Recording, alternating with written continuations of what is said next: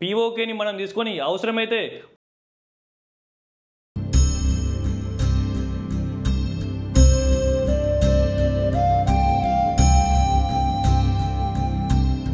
అందరికీ నమస్కారం.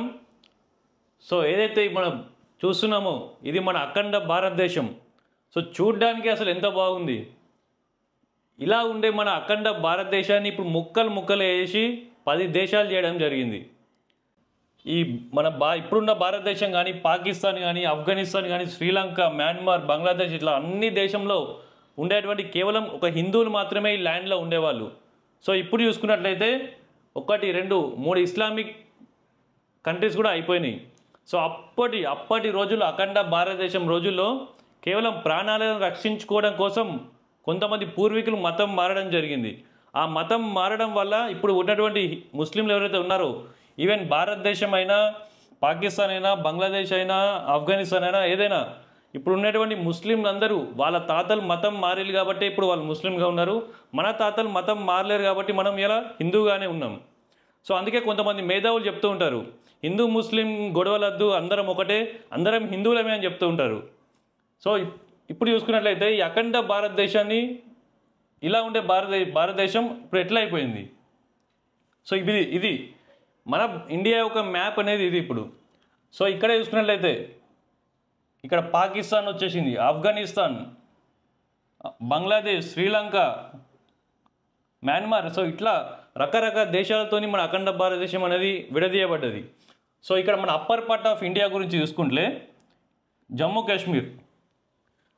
కాశ్మీర్ గురించి చూసుకుంటే ఇక్కడ ఏదైతే మనం మ్యాప్లో చూస్తున్నామో, సో ఇప్పుడు అంటే మన ఇండియా మ్యాప్ ఒరిజినల్ మ్యాప్ ఇదే. బట్ ఇప్పుడు ఉన్నటువంటి ల్యాండ్ చూసుకున్నట్లయితే సో ఇది వైట్ కలర్ ఏదైతే ఉందో లైన్తోని ఇది మన ఒరిజినల్ మ్యాప్.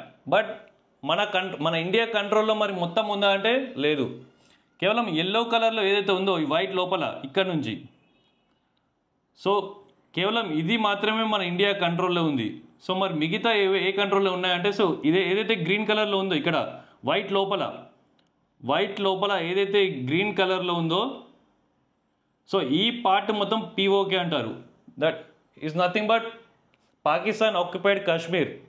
సో ఈ పాకిస్తాన్ ఆక్యుపైడ్ కాశ్మీర్ కూడా మనం క్లెయిమ్ ఆల్రెడీ మన ల్యాండ్లోనే ఉంది కాబట్టి వాళ్ళు ఆక్రమించుకున్నారు కాబట్టి దాన్ని పీఓకేని మళ్ళీ మనం తీసుకురావాలనేదే ఇప్పుడు మన భారతీయులందరూ కోరుకుంటున్నారు. ఇక్కడ ఇంకోటి చూసుకున్నట్లయితే ఇక్కడ ఇంకొకటి, సో ఈ ప్రాంతం ఏదైతే ఉందో ఇది ఆల్రెడీ కంప్లీట్గా చైనా అనేది ఆక్యుపై చేసుకోవడం జరిగింది.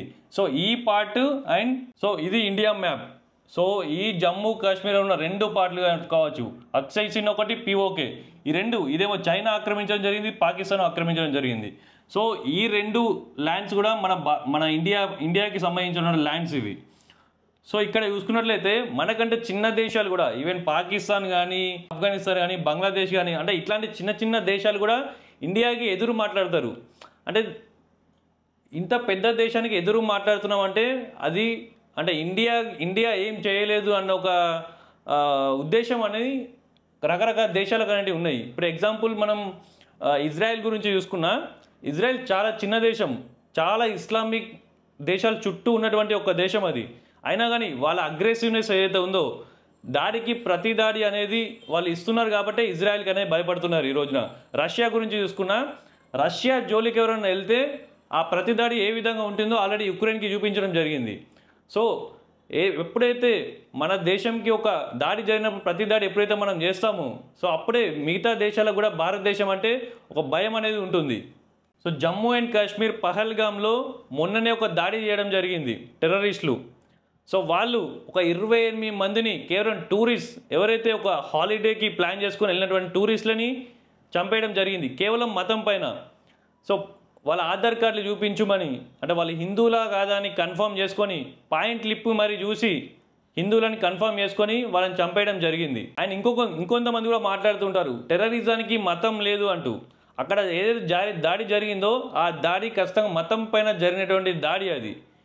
ఈవెన్ అక్కడ ఒక వీడియో కూడా మనం ఒకసారి సోషల్ మీడియాలో వైరల్ అవుతున్నట్టు చూస్తున్నాం మనం. ఎవరైతే స్కై రోపింగ్ చేస్తున్నారో సో వాళ్ళు అంటే అతను ఒక వ్లాగ్ తీసుకునేటప్పుడు కూడా అక్కడ ఉండేటువంటి ఒక కాశ్మీరీ ముస్లిం కూడా అల్లాహు అక్బర్ అని అన్నాకనే అక్కడ ఆ ఫైరింగ్ అనేది స్టార్ట్ అయిందని తను లైవ్లో చెప్పడం జరిగింది. సో అక్కడ విక్టిమ్సే ఉన్నారు మనకు డైరెక్ట్గా ఒక మతం పైన దాడి జరిగిందని చెప్పనీకి. అండ్ ఇంకొకటి, టెర్రరిజానికి మతం లేదు అని ఎవరైతే మాట్లాడుతున్నారో, సో ఇక్కడ చూసుకున్నట్లయితే ఎవరైతే తుపాకీ పట్టుకొని కాలుస్తున్నారో అల్లాహు అక్బర్ అని చెప్పి వాళ్ళు ఆ తుపాకీలని ఫైరింగ్ చేస్తున్నారు. సో ఎవరైతే ఈ టెర్రరిస్టులు ఎవరైతే ఉన్నారో, ముస్లింలు అందరూ టెర్రరిస్టులు అని ఇక్కడ ఎవరు అనట్లే, కానీ ప్రతి టెర్రరిస్టు ముస్లిం అయి ఉంటున్నాడు. ఎవరైతే ముస్లిం అయి ఉంటున్నారో who is practising Islam and targeting Hindus. So this is what Pawan Kalyan garu కూడా చెప్పడం జరిగింది, సేమ్ ఇదే స్టేట్మెంట్. సో ఈ వీడియో మనం చూసుకున్నట్లయితే ఇది గాజాలో ఇజ్రాయెల్ చేసినటువంటి దాడికి గాజా అనేది ఇట్లా అయిపోయింది. సో మరి పాకిస్తాన్ ఇట్లా కావాలి అని ఎంతమంది కోరుకుంటున్నారు? ఇట్లా అయితే కానీ వాళ్ళకు బుద్ధి రాదని మనందరికీ తెలుసు. పహల్గామ్లో జరిగినటువంటి దాడికి ప్రతి దాడి ఈ విధంగా గాజాని ఏ విధంగా అయితే ఇజ్రాయెల్ అటాక్ చేసిందో ఆ విధంగా పీఓకేని మనం తీసుకొని అవసరమైతే పాకిస్తాన్ ల్యాండ్ కూడా కంప్లీట్గా మొత్తం డిస్ట్రాయ్ చేసి మనం భారతదేశం ల్యాండ్గా ప్రకటించే విధంగా అటాక్ అనేది ఉండాలని కోరుకుందాం. జై హింద్, భారత్ మాతాకి జై.